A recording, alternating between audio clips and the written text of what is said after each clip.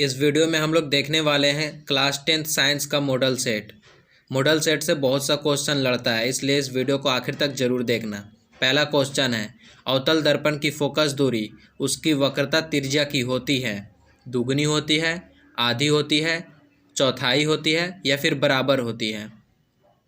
तो फोकस दूरी उसकी वक्रता त्रिज्या की क्या होती है? आधी होती है। ऑप्शन नंबर बी सही हो जाएगा। अगला क्वेश्चन देखते हैं। नेत्र लेंस की फोकस दूरी कम हो जाने से कौन सा दृष्टि दोष होता है? निकट दृष्टि दोष, दूर दृष्टि दोष, जरा दृष्टि दोष या फिर इनमें से कोई नहीं। तो नेत्र लेंस की फोकस दूरी जब कम हो जाती है तो होता है निकट दृष्टि दोष। लघु पथन के समय परिपथ में विद्युत धारा का मान बहुत कम हो जाता है या फिर परिवर्तित नहीं होता है या फिर बहुत अधिक बढ़ जाता है या फिर निरंतर परिवर्तित होता है। तो परिपथ में जब विद्युत धारा का मान लघु पथ के समय परिपथ में विद्युत धारा का मान क्या होता है? बहुत अधिक बढ़ जाता है। ऑप्शन नंबर सी सही हो जाएगा तीसरा का। निम्नलिखित में कौन सा पद विद्युत परिपथ में विद्युत शक्ति को निरूपित नहीं करता है? आई स्क्वायर आर या फिर आई आर स्क्वायर या फिर भी आई या फिर भी स्क्वायर आर। तो निम्न जो विद्युत परिपथ में विद्युत शक्ति को निरूपित नहीं करता है वो है option number B, I R square.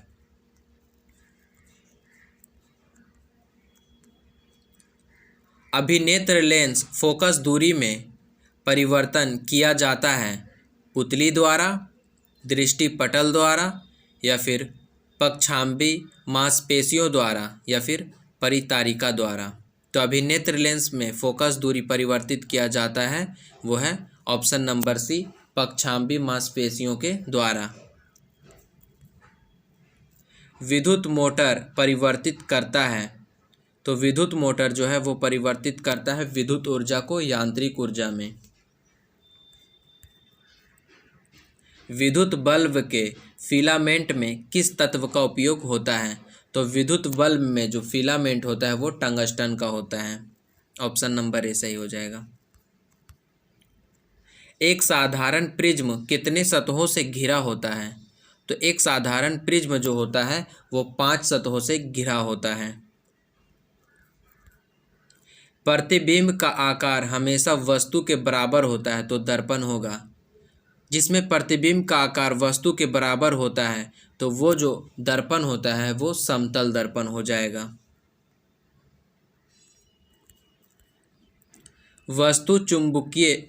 विद्युत चुंबकीय प्रेरण की खोज किसने की थी?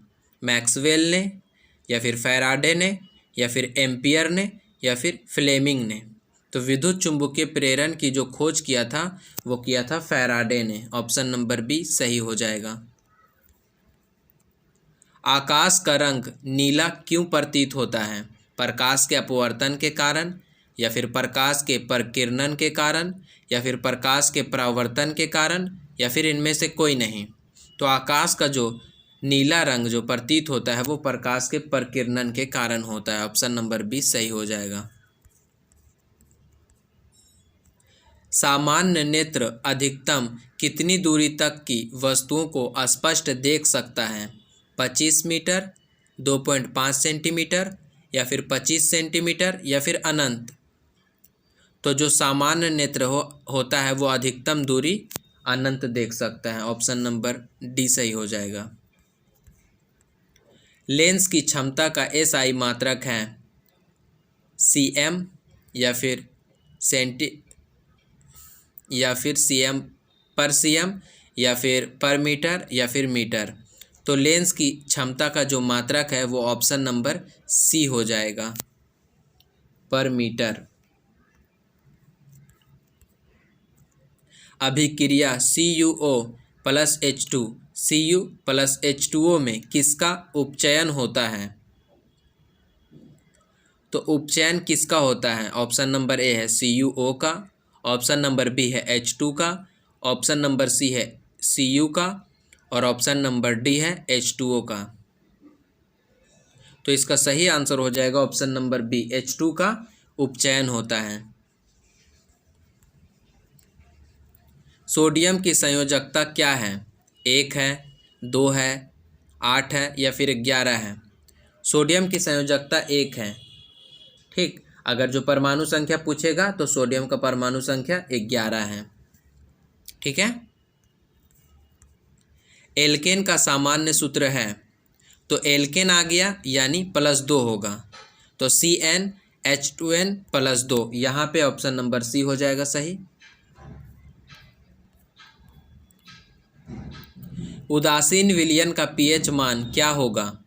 तो उदासीन विलयन का जो pH मान होता है वो 7 के बराबर होता है, ऑप्शन नंबर सी सही हो जाएगा।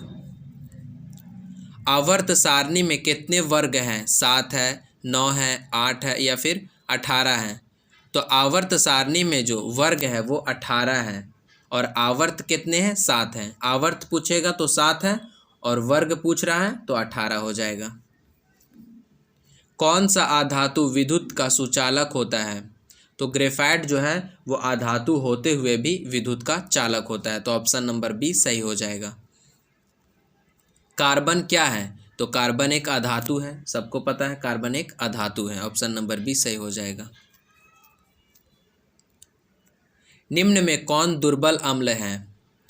HCl है ज़्यादा दुर्बल, या फिर HNO3 है, या फिर H2SO4 है, या फिर CH3COOH है? तो दुर्बल अम्ल पूछा है तो यहाँ पर ऑप्शन नंबर डी सही हो जाएगा। दुर्बल अम्ल ये हैं CH3COOH। पोटेशियम की परमाणु संख्या क्या है? तो पोटेशियम का जो परमाणु संख्या होता है वो 19 होता है, ऑप्शन नंबर ए सही हो जाएगा। निम्न में से कौन मुख्यतः बायोगैस है? ऑप्शन ए है H2, ऑप्शन बी है CH4, ऑप्शन सी है C2H6, ऑप्शन डी है C4H10। तो यहाँ पे जो बायोगैस है वो ऑप्शन नंबर बी हो जाएगा, CH4 यानी मीथेन। साधारण नमक का रासायनिक सूत्र क्या है? तो साधारण नमक का जो रासायनिक सूत्र होता है वो NaCl होता है। किसी अभिक्रिया में भाग लेने वाले पदार्थ कहलाते हैं? तो किसी अभिक्रिया में जब भाग लेता है पदार्थ तो उसे अभिकारक कहते हैं। इसका सही आंसर ऑप्शन नंबर सी हो जाएगा। कौन शून्य वर्ग का तत्व है? कैल्शियम है, या फिर ब्रोमीन है, या फिर हीलियम है, या फिर लिथियम है? तो शून्य वर्ग का जो तत्व है वो हीलियम है, ऑप्शन नंबर सी हो जाएगा He। स्वपोषी पोषण के लिए आवश्यक है कार्बन डाइऑक्साइड तथा जल, क्लोरोफिल, सूर्य का प्रकाश, इनमें से सभी। तो स्वपोषी पोषण के लिए इनमें से सभी आवश्यक हो जाएगा, ऑप्शन नंबर डी। इनमें से कौन प्रकाश संश्लेषी अंग है? हरित लवक है, ग्राना है, या फिर पत्ती है, या फिर अस्ट्रोमा है? तो इनमें से कौन सा प्रकाश संश्लेषी अंग है? तो इसका सही आंसर हो जाएगा ऑप्शन नंबर सी यानी पत्ती है, ऑप्शन नंबर सी। मनुष्य के शरीर की सबसे बड़ी ग्रंथि है? तो मनुष्य की जो सबसे बड़ी ग्रंथि है वो यकृत हो जाएगा। यकृत को ही लीवर बोला जाता है, ऑप्शन नंबर ए सही हो जाएगा। पादप में जाइलम के लिए उत्तरदायी है? तो जाइलम पूछ रहा है यानी जल के वहन के लिए, ऑप्शन नंबर ए सही हो जाएगा 30 का। एक कोशिकीय शैवालों में जल का परिवहन होता है तो प्रासरण द्वारा होता है, या फिर चालनी नलिकाओं द्वारा होता है, या फिर विसरण द्वारा होता है, या फिर इनमें से कोई नहीं? तो एक कोशिकीय शैवालों में जल का परिवहन जो होता है वो ऑप्शन नंबर सी हो जाएगा, विसरण के द्वारा। मछली के हृदय में कोष्ठों की संख्या है? तो मछली के हृदय में जो कोष्ठों की संख्या होती है वो ऑप्शन नंबर ए हो जाएगा 2। निम्नलिखित में कौन एमिनो अम्ल के विखंडन से बनता है? CO2, या फिर CO, या फिर NH3, या फिर B और C दोनों? तो एमिनो अम्ल के विखंडन से जो बनता है वो ऑप्शन नंबर डी हो जाएगा, B और C दोनों, यानी CO और NH3 दोनों। ऑक्जिन है, ऑक्जिन एक हार्मोन है, या फिर वसा है, या फिर एंजाइम है, या फिर कार्बोहाइड्रेट है? तो ऑक्जिन जो है वो एक हार्मोन है। ऑप्शन नंबर ए इसका सही हो जाएगा, ऑप्शन नंबर ए। एक नर हार्मोन है एड्रीनालिन, या फिर थायरोक्सिन, या फिर एस्ट्रोजन, या फिर टेस्टोस्टेरोन? तो एक नर हार्मोन जो है वो ऑप्शन नंबर डी हो जाएगा, टेस्टोस्टेरोन। इनमें कौन अलैंगिक जनन की विधि है? विखंडन है, या फिर मुकुलन है, या फिर द्विखंडन है, या फिर इनमें से सभी? तो अलैंगिक जनन की विधि जो है वो ऑप्शन नंबर डी हो जाएगा, इनमें से सभी। पराग कोश में होते हैं बाह्यदल, अंडाशय, अंडप, या फिर परागकण? तो पराग कोश में जो होता है वो परागकण होता है। ऑप्शन नंबर डी इसका सही हो जाएगा। आनुवांशिक गुणों का संदेश होता है डीएनए अणुओं में, या फिर जीव द्रव्य में, या फिर तंत्रिका में, या फिर मस्तिष्क में? तो आनुवांशिक गुणों का जो संदेश होता है वो डीएनए में होता है। ऑप्शन नंबर ए सही हो जाएगा।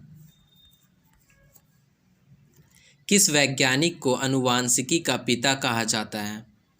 अरस्तु को, या फिर ग्रेंगर जॉन मेंडल को, या फिर रॉबर्ट हुक को, या फिर इनमें से कोई नहीं? तो इसका सही आंसर हो जाएगा ऑप्शन नंबर बी, मेंडल को। किस वैज्ञानिक को आनुवांशिक का पिता कहा जाता है? तो मेंडल को। डायड्रीला पौधों में रंध्र कहाँ पाए जाते हैं? पत्तियों में, तना पर, या फिर पत्तियों एवं तना दोनों पर, या फिर इनमें से कोई नहीं? तो इसका सही आंसर हो जाएगा ऑप्शन नंबर डी, इनमें से कोई नहीं। आज 40 तक ही रहने देते हैं, नेक्स्ट वीडियो में हम लोग आगे देखेंगे।